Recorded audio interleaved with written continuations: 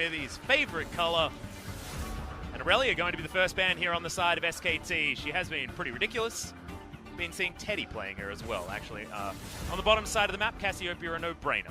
Loving the red side. Polite round of applause from the fans. They're hyped to be here. SKT versus Jinner, game number 1 on patch 9.1, as you can see in the top of your screen. So we are on the live patch. As far as I know, nothing is disabled. So Nico and the rest have had all their bugs cleaned up and should be re-enabled.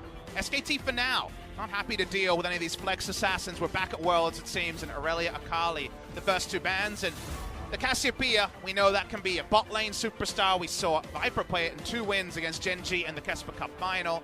The Lucian banned as well. So far, Teddy is going to be shouldering some of the attention from his old squad. Yeah, so Lucian taking off the board. The Akali was aimed at Linderung. He had a great performance, actually, on that champion. It was against Reverse Gaming, so not necessarily a team that you should be too worried about. However, did look good. And Aatrox going to be the final ban as well. Most likely up against Linderung. And are we just going to see Sejuani first pick in this game? Because Sejuani seems very, very powerful based on both competitive agreement, talking to pro players, seeing in solo queue. I think for sure we will see a picked or banned in this first game, but let's see if it is going to be as high as first pick status. Always trying to understand what's left open as Jinner looking for their final ban on red side. It's going to be the Jace, interestingly.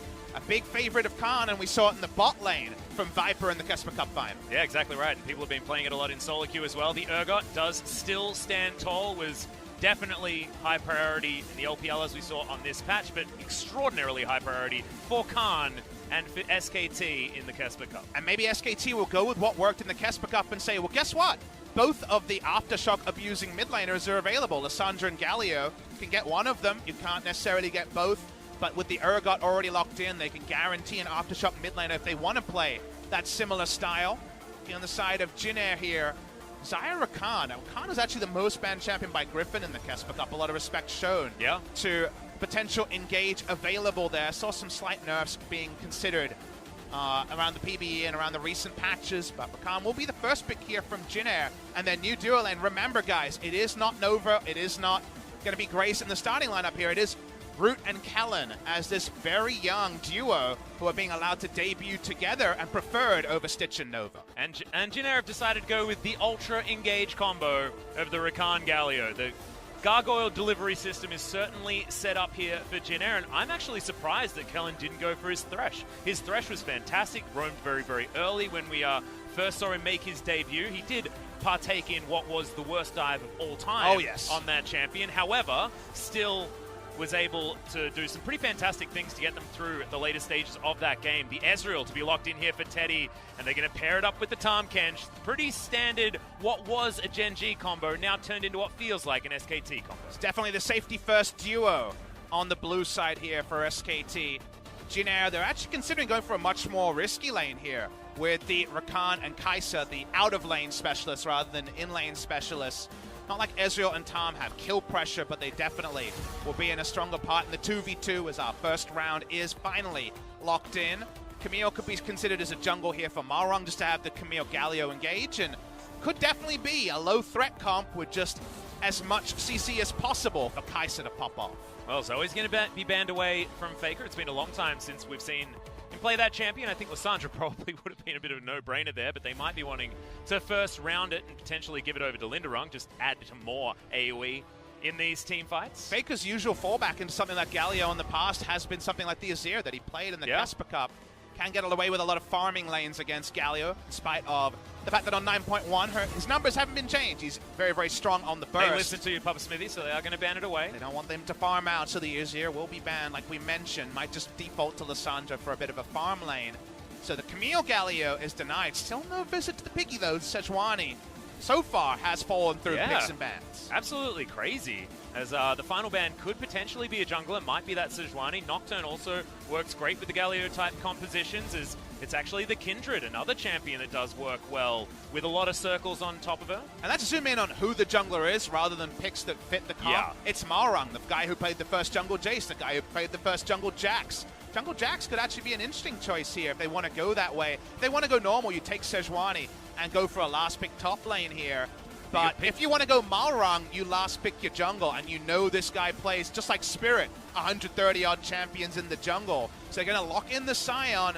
Iceborne Gauntlet Scion is what we saw from the Shy. It can beat Urgot in lane, but we saw more often than not, Khan was having his way with the Urgot versus Scion matchup back at Kesper Cup. Yeah, we'll see whether Linderung can just pilot his way out of that lane and possibly affect the rest of the map, as now Victor is being considered.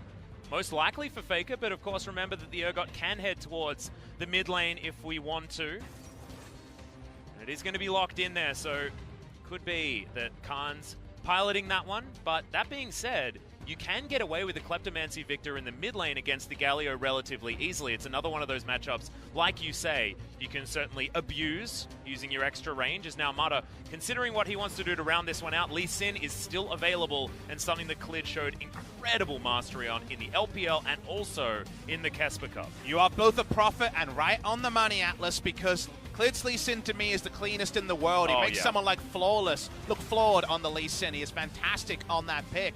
But it does mean they had to blind pick jungle, and jungle matchups, if you're not going tank versus tank, can be a lot more swingy. We're getting Lee Sin versus Xin Zhao here, as the Xin Zhao, which was disabled for the majority of Kesper Cup, is back and allows for a very aggressive option. If I look at this duo, if we do end up with Victor mid lane, you have to expect that Malrung and Chongo are going to be focusing on killing Faker again and again, but we'll know at 20 seconds if it's Faker on Urgot or Faker on Victor. Exactly, and I mean, this is what your brain tells you, is that it's going to be the classic Victor top, but Faker has played so much Victor in his time, and Khan as well is the Urgot play. You have to wait for that one to tick down before we'll know.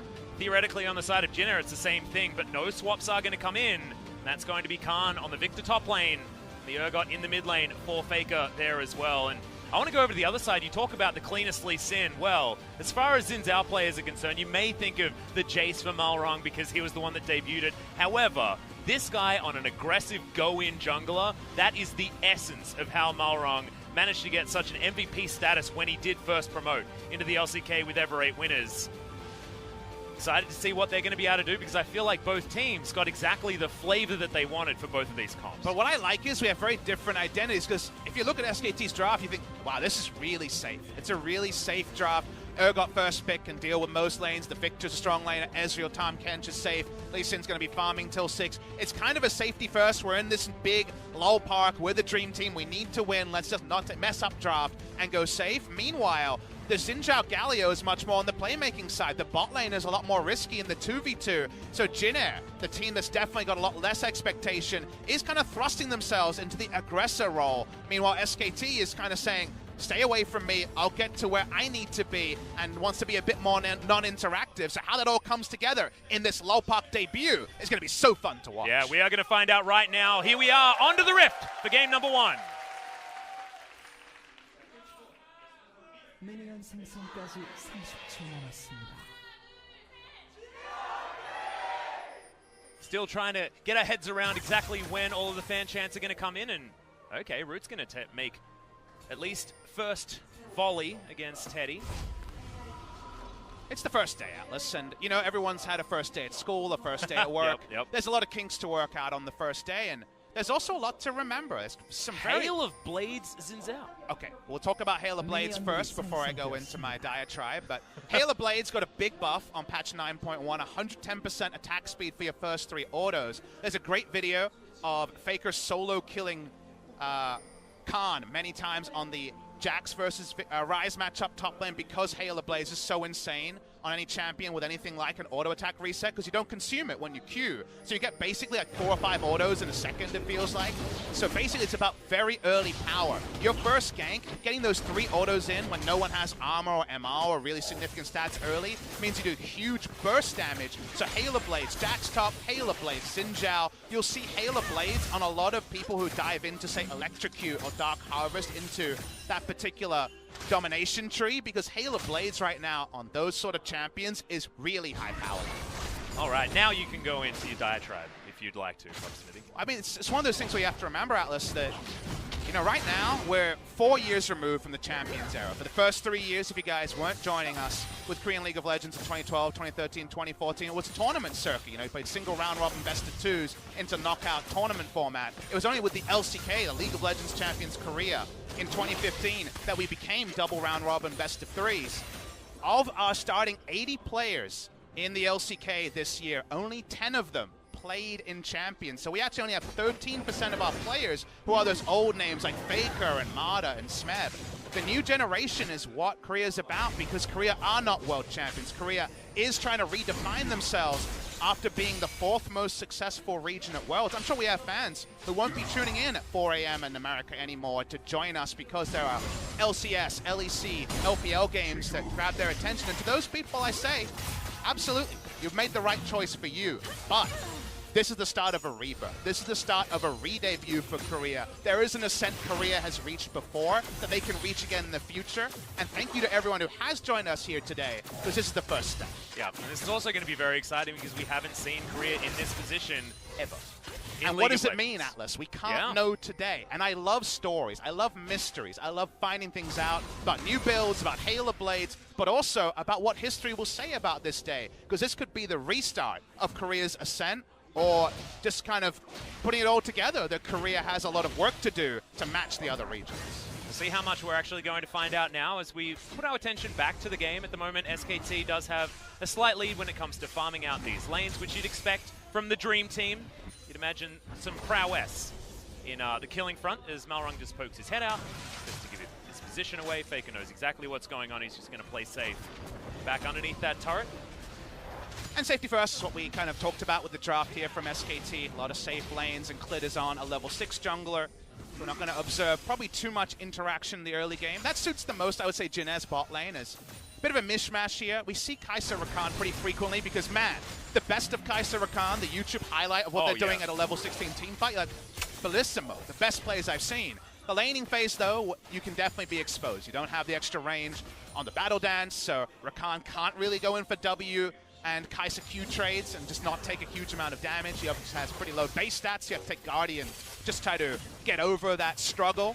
And Teddy against his old squad should basically have his run of the lane, and Klepto procs and early tier into Sheen are almost guaranteed when you're against a Kai'Sa Rakan. And it is double Klepto versus no Klepto, which is probably why we're experiencing a 500 gold lead as Malrung once again going to stand out of the brush, but slightly out of vision Halo range. Blades, Malrung. Yeah, Khan is going to get slowed down. The flash over the gravity field. Can he actually escape this? The Halo Blades does a lot of damage, but not quite enough. Red Bomb burns down, and he picks it up.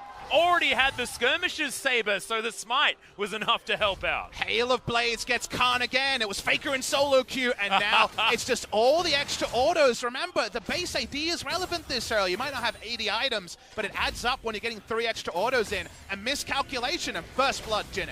Yep, big teleport coming in here towards the bottom side, theoretically, but no, it's just Teddy coming back to lane.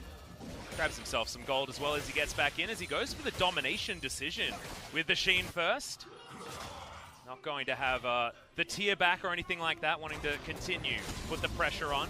The only good news story is that Khan does get his first Hex Core upgrade, had 1150 gold. Let's watch the replay and just watch the attack speed on the Xin Zhao.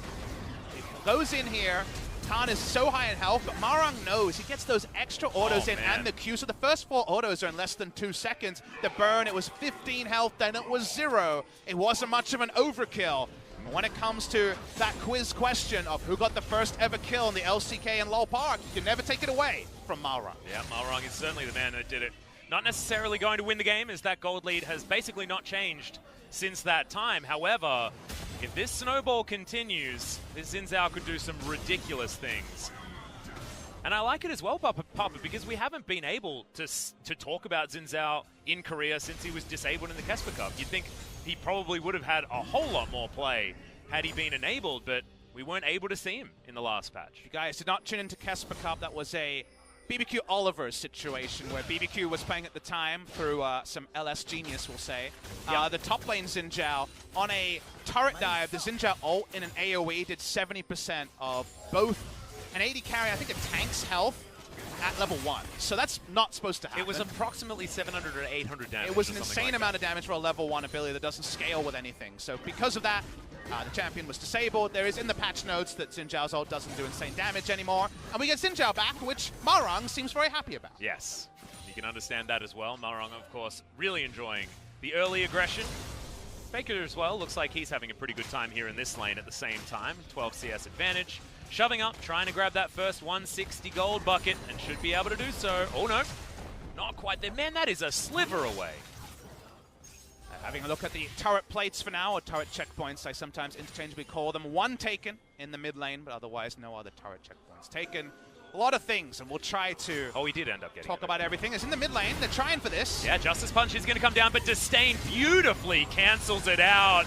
Winds of War is down there from Chongno, but Faker not worried about that one at all, able to offer so much damage back, and Urgot standing the test of the Galio pretty well here in the mid lane. And the Faker mid lane global Teemo situation going on there, the global taunt that Faker has always had, was clearly on full display. That was a Scion roam and a 2-man gank in the mid lane, so a 3-man gank.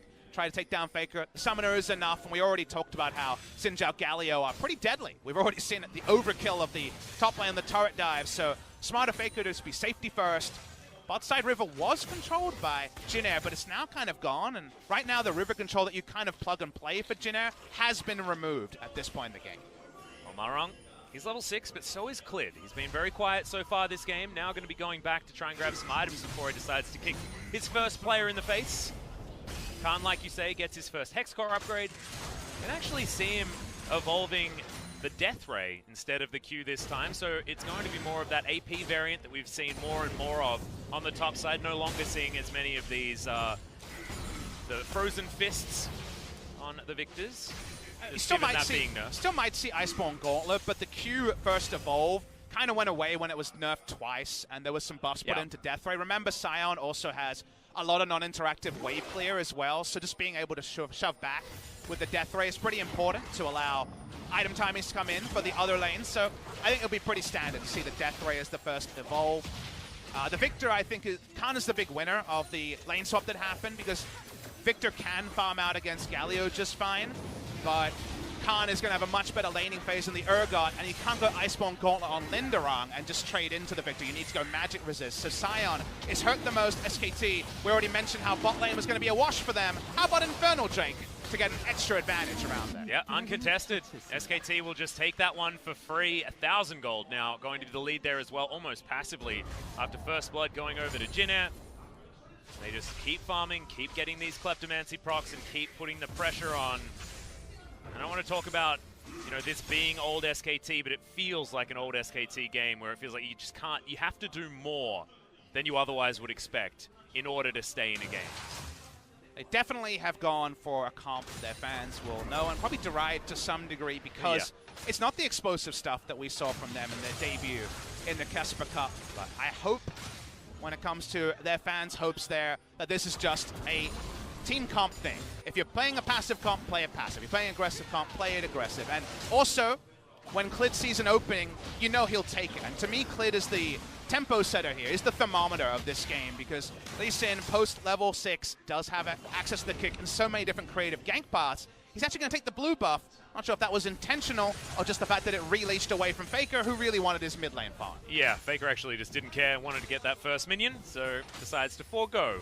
The blue buff is going to give Clid a little bit more energy regen and some CDR, which I guess Lee Sin doesn't like all that much given the energy-based champion. Is now Jin Air continuing to look for this mid lane gank. Remember, Faker has the Ghost, no longer with the Flash, but does have the ability to switch to that one if he wants to, and Malrung just going to look a little bit foolish as he wanders through the mid lane. The control ward there is actually undoing a lot of these rotations from Jin Air. They're predictable because the Scion has roamed first, but they're guaranteed when you actually have the control ward down. So the control ward being there, it's kind of a once more with feeling situation on that gank. Faker doesn't even have to blow the Ghost in order to get away from the gank. No harm, no foul. The farming continues for SKT. Yeah, similar situation there on the bottom side with that control ward, as well as the cheeky little ward above the red buff. So Jin Air with a lot of information as well, able to peer over this wall. Kellen hasn't actually, I haven't seen him use his grand entrance at all, hasn't started any fights, but of course Jin Air, we know they've got so many tools to get action happening in this mid-game as it does dawn on us. So how do you play out the mid-game if you're SKT as well? A lot of fans will be asking. The way these Ezreal Tahm Kench comps work is they are so good at mid lane. Well, there's the grand entrance. We've got the heroic entrance to come down as well, but the combination not quite enough. Clid grabs that first kill, sacrifices himself, but able to get one back after all of those Ultimates is certainly a big deal. Chongo now up against Faker and the rest of the team as well. That Justice Punch looked real interesting, but it wasn't enough to get him out of dodge. And that's going to be 2 going over to SKT. And we're surprised to see that engaged by Jin Air because we already mentioned the bot side is their weak side of the map. They're playing around the fact that Kai'Sa and Rakan have no lane presence. They try for a desperate all-in. Like you say, probably the first grand entrance and quickness of the game. Yeah. And yet it's easily turned around as top side. Well, Khan's the golden boy, and Linderung got made to look a little bit foolish. However, certainly still has a massive lead when it comes to the health bar. Khan can't get out of that one. Just a single charge on the decimating smash. Finishes him off, and Faker now just cleans up minions. Can't get onto the side. Linderung won't get a free recall, but he will get a free kill. Solo kill on the top side. Big moment for Linderung. No canceling of TPs in the 2019 meta, as the visual bugs are just on our side, guys. That's just a spectator bug rather than anything the players are facing, thankfully, so we'll have to laugh about the funny moments. We watched the replay here. We weren't anticipating an attempt at an all-in because, again, the Kai'Sa doesn't get involved here till very, very late, and after the wombo, they have no safe way to escape because they don't have priority hiding up towards the mid lane or going towards the bot lane. They separate, and 2 for 1 is the kill trade for SKT. Yeah, Chongo just sacrifices himself. The call was not to go in, otherwise the Kai'Sa would have probably gone down as well. So, good guy Galio. The star makes that sacrifice for the team. Good guy Galio's GGG, I like it. Yeah. Pretty good nickname there. Well, I mean, he always finds himself in the middle of everyone. It's true. Chongo was able to make some nice moves there on the Galio. Seeing the harass come through, not having a fun lane phase, but an HCS disadvantage is definitely not the biggest one for the Kai'Sa here. Be all and end all. The turret plates have gone down. Only one, I believe, was claimed by the Ezreal and Tom. So Jin have done a pretty good job bot side of repelling this aggression from SKT, but SKT still do shoulder a pretty nice gold lead, about 2,000 gold in the early game. Yeah, so if you're an SKT fan, you're looking at this and you're thinking, oh, 2-3, that doesn't look so good, but you're looking at the gold and you're thinking things are going great. However, ease of execution, I feel, does go in the hands of Jin Air Green Wings for this game. If they just put their faces in, all 5 people at once, they'll likely get a hell of a lot of CC and try and be able to take someone down. However, SKT, a lot of finesse in their composition, a lot of ability to clear waves, control, get picks. See if they can play around that. Ezreal is always about timings. The reason why Korean Ezreal has always done pretty damn well, it's always been a very good champion here, not one to be derided like NAJs, for example. Yeah. One reason why Korean Ezreal has always worked is get your 2 items, go mid with a Tahm Kench, and get the ability to just farm in the mid lane, get a fast mirror mana, and be so powerful. But before then, we're seeing more fighting. Yeah, Marta's in trouble. Eats the Grey Health, uses the flashes. There's the killer instinct. Marta in trouble. Gets underneath the turret, and he will be okay. True Shot Barrage. The heal is used even though Kellen was out of range because, yes, I think that may have killed. Malron gets slowed down. Audacious charges. Use the E beautifully there from Teddy. Devour right on hand. Now they're able to offer some damage back. However, is it going to be enough to stop this tower from going down? A lot of melee champions are very overextended to get turret damage. Here's Faker. He's just going to try and herd them away. No kill there. Half a Teemo away from that taunt being oh so important and getting them the kill bot side. And meanwhile, Clearly uses his free time to take down the Rift Herald and try to get the first turret on the board for SKT. Yeah. Should be able to at least get some work done here with this Rift Herald on the top side of the map. Shelly, just to get that charge happening. Linderung not going to be able to clear out the wave in time. He'll likely just have to leave and let this tower fall down. So first turret going over to SKT. First Dragon going to them as well. Not able to find the gank due to Teddy having some pretty swift movements alongside of Marta. Victor has the priority if you go into the death ray first. We've seen the mid lane Fakers had the priority. This is again the safety first scaling draft we talked about on the side of SKT. Pretty low interaction stuff. So getting the first turret blood wasn't a guarantee. Jinner had made the better map moves, it felt like, even if not all of them had come off. But get punished for not taking the kill on the bot side. SKT now with the Rift Herald just accelerate how fast that top lane turret went down. We were almost at the point where Sion was tanky enough to just tank turret waves and clear in the face of his enemy. The Rift Herald ends that, and now SKT has some more options when it comes to map plays. And this goes back to what you were talking about before as far as this lane swap really working out for SKT, because Khan does force him to build the Magic Resist, Adaptive Helm already done here for Linderung, and now as far as in a team fight, he's not going to be that brick wall that's blocking three of the other members from doing damage. Of course, Teddy, a lot of mixed damage, however, mostly physical, alongside the Lee Sin and the Urgot also there. So Doesn't feel as good to be the Scion moving into the mid game as you otherwise would think if you had the opportunity to go to a different item. And Atlas, it doesn't feel as good to take down an early outer turret and push in a wave, because something that's been discussed in the community quite a bit. With the fact that minions move faster, the ability to just push a minion wave in and know it would push back, and inevitably, it's not there anymore, but we'll hold the macro points because we might have a team fight. Yeah, fight coming in here as Malrong does have that ultimate running. The stopwatch is down as Linderong makes its way into this fight as well. This is the Jin Air composition. This is what they want to do, but Linderong is just getting soloed out. No one else making their way in. The Chaos Storm just destroying Jin Air's bottom lane as Kellen existed once, but no longer. The fight continues on the top side. It is straight front to back from SKT, and the Zombie Scion cannot do anything. Jin Air just couldn't pull a trigger. Clear looking for an exit kill on route. Will he hit this one? Can he find it? Yes, he does. Oh, it was almost a bait, but who was baiting? Who was Clid goes golden. Linderong gets hit by the Q. Can he do it? Oh! Follows it through. He even gave Teddy the time to get the kill if he wanted to. Missed it.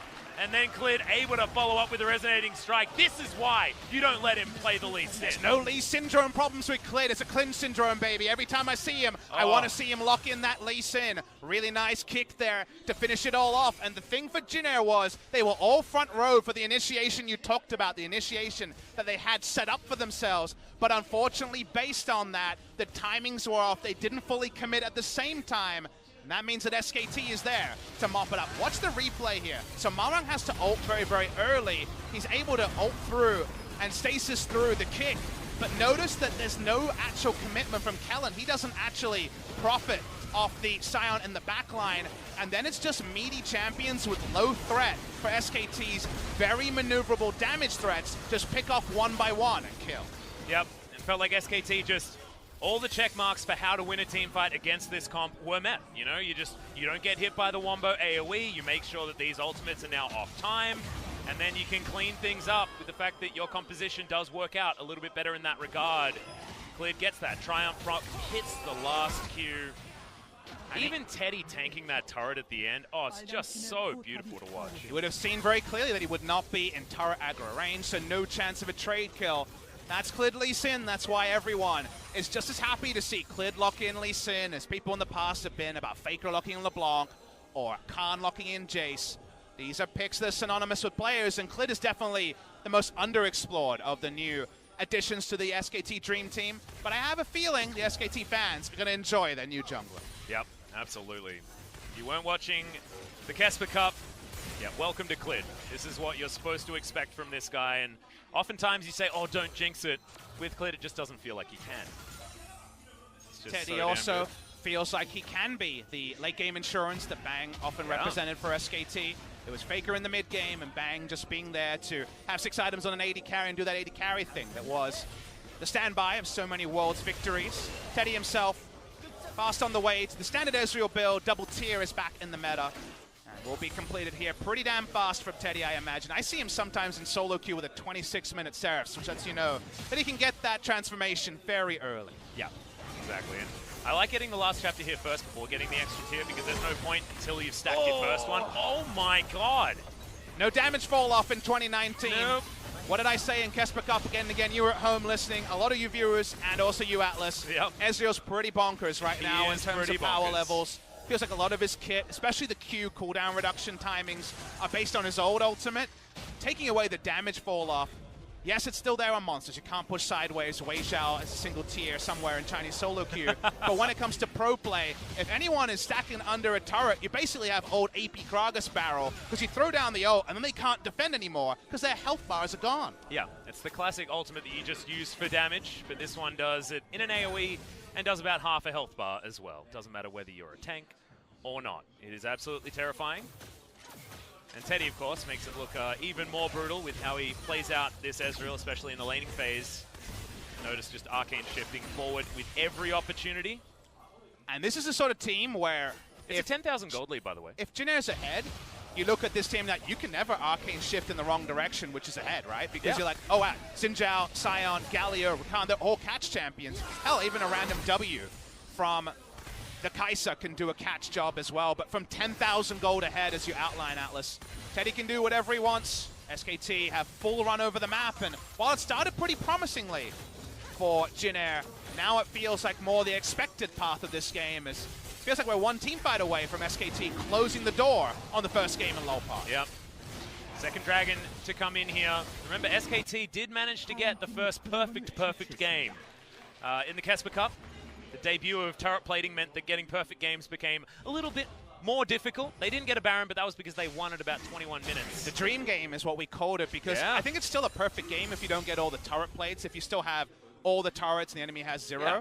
But getting all the turret plates may never happen again. It might be a mirage. Remember the Dancing Rift Herald we saw from Longzhu Gaming versus Fnatic at Worlds a couple of years ago? The sort of thing you just never see in pro play. Dream game might prove to be that. The Dream Team, however, feeling pretty good about their first game at Lopar.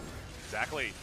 And remember, guys, this is the team that was able to get that dream game, but then were pipped at the post by Damwon Gaming, who we'll be seeing in our next matchup as well. So make sure you stick around for that one to see what they can do up against Gen G, our runners-up, the Kesper Cup. To fall to Griffin also doesn't feel that bad. They went 8-0 in that tournament. Definitely expecting the second series to be a super competitive one. Weren't ever to be sure about this one, but this is the normalcy a lot of people would have predicted. Teddy walks up, doesn't seem to give too many mundos about turret shots. He's got the Iceborne Gauntlet. He's feeling fine. Linderung's hoping and living on a prayer. If you're this Jin Air comp, you got to fight sometime, and maybe that sometime is now. Yeah, but he also feels pretty irrelevant at this point. His root, it gets almost blown up in one combo. That was disgusting, as now Linderung has to flash out because he thought it was the go button, but no, they don't have an AD carry for this fight. Now they don't have a Scion. He is definitely dead. Teddy pops over the wall once again. And that is basically 2 picks for the price of 1, because that is a Kai'Sa having to go back, and they might be able to get some damage on this inhibitor turret. Sadly, has mistook the go button for the mute button, ended up going at the wrong time there, so just easily turned upon 1v5. No way to pull off ganks like that anymore. Faker tags up this turret, and they want the first inhibitor of the game at 24 minutes. Yep, already down to half health. Winds of War not actually able to land onto those caster minions in the backline there as well, so not able to clear out the minion wave, and SKT 5 members strong. Take down the first inhibitor of LCK 2019. 24 minutes into this game. So back away from here, SKT. Probably one more full reset, get the wards cemented around Baron, and then Baron closes the door on Jin Air Green Wings. Items starting to come together. No Saracen Brace transformation yet, but that's really all you need on the Ezreal to have everything locked and loaded. 2 items done on the Kai'Sa, but sadly it feels like the 2 items are a little bit too late. There isn't as strong a front line from SKT, but there's so much threat onto the Kai'Sa that finding time to unload a couple of barrages of your passive seems impossible. Yeah, and the thing is, like, Jin Air, had their composition been able to work the way they wanted to, they'd make the proactive play. They'd go forward, they'd land the heroic entrance on top of something like Linderung, stunning a whole bunch of people with his choo-choo train, and then everything will be brilliant. However, if you can't do that, Root has no opportunity to get any autos ever, because Teddy outranges him and kills him in 2 autos and a Mystic. He's just not much he can do. And Teddy himself, first 1,000 gold bounty wearer of LCK professional play.